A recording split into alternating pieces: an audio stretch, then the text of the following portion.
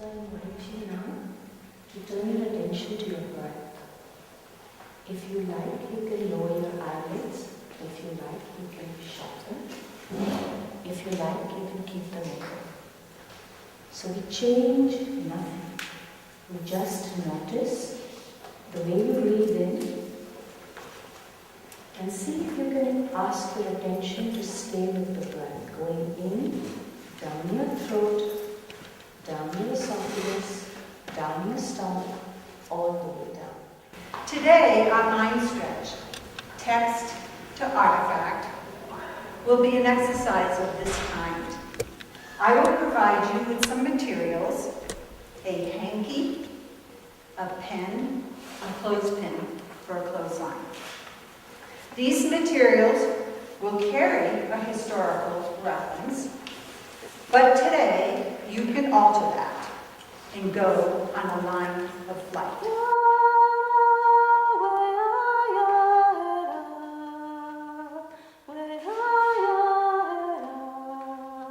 I grew up in a family of singers and song keepers and song catchers. In my culture, the Sichambu Lakota people, to be a singer is to be one that catches the songs. And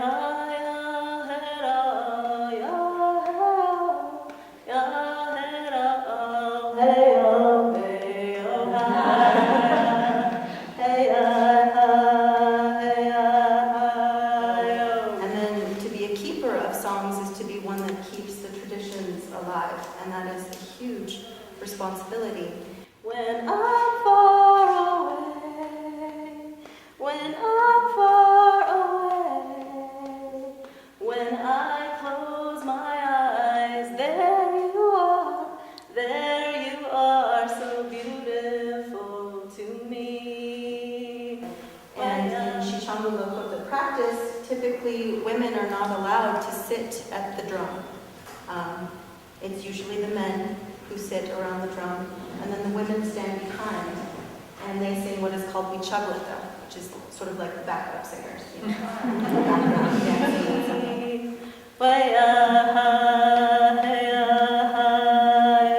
lot of men have come over the years to the drum to try to tell my father who he could or could not have sitting at his drum. He always stood up for the women because of his belief that women are equal to men.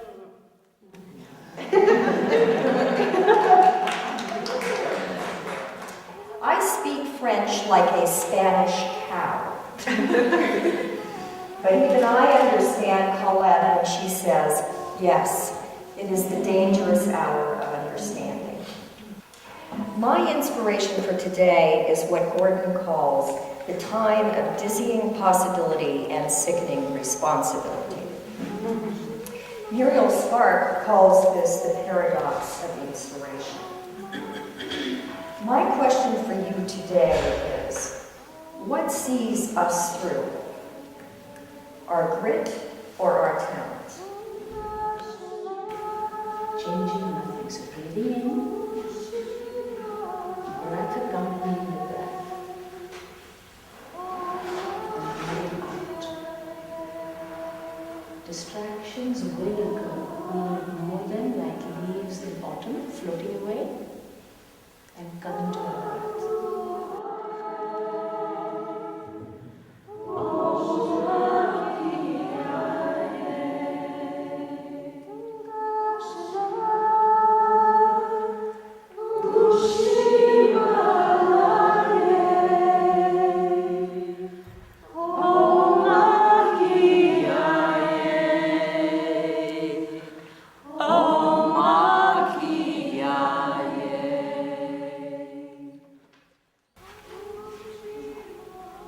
Over and over again, I kept asking myself the same question.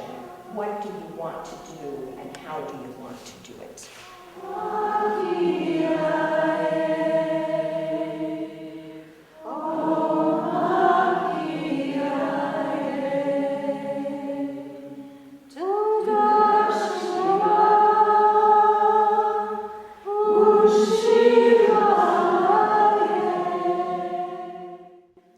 Change nothing. Just notice.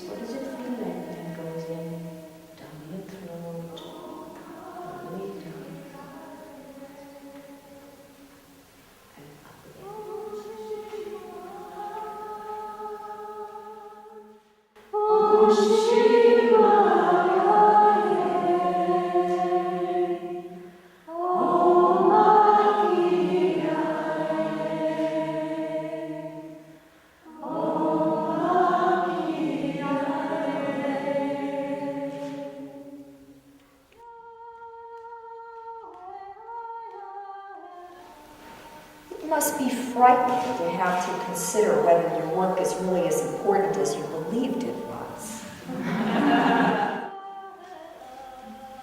There was only the one thing that, as a woman artist, I was occasionally stunned to remember.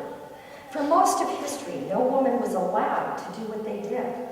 All those beautiful images, all those wonderful efforts at form and effect, none of them were done by anyone who had a body like mine. I don't know if it made a difference. I don't know how it could not. But who knows what kind of difference it made? I wasn't trying to settle a score. How could I settle a score with Michelangelo? Only to say this, calmly and with amusement, I will paint what I have seen, which is something you didn't.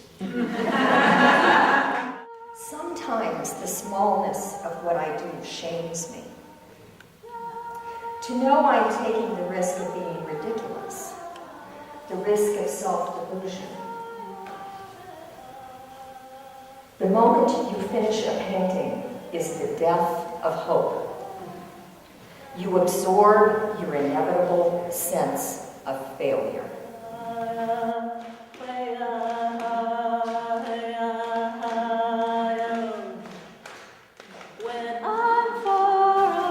Did you know that the Chinese term for crisis is danger and opportunity? Erica Jong says it beautifully. The connection between courage and writing is causal. While dissecting courage, I uncovered the concept of grit. I found one definition by Daniel Pink in his book Drive. He defines grit as the perseverance and passion for long-term goals. Twyla Clark calls it discipline. Grit is as essential to talent as high accomplishment. The beauty of grit is that the fact that something is grueling isn't the problem, it's the solution.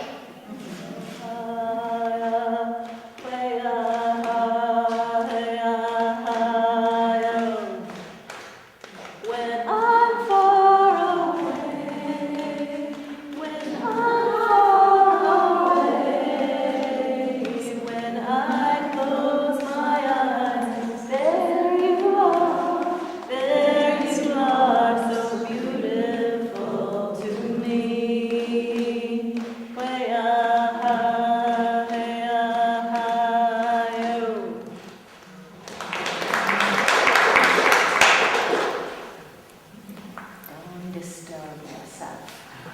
Nothing is worth it.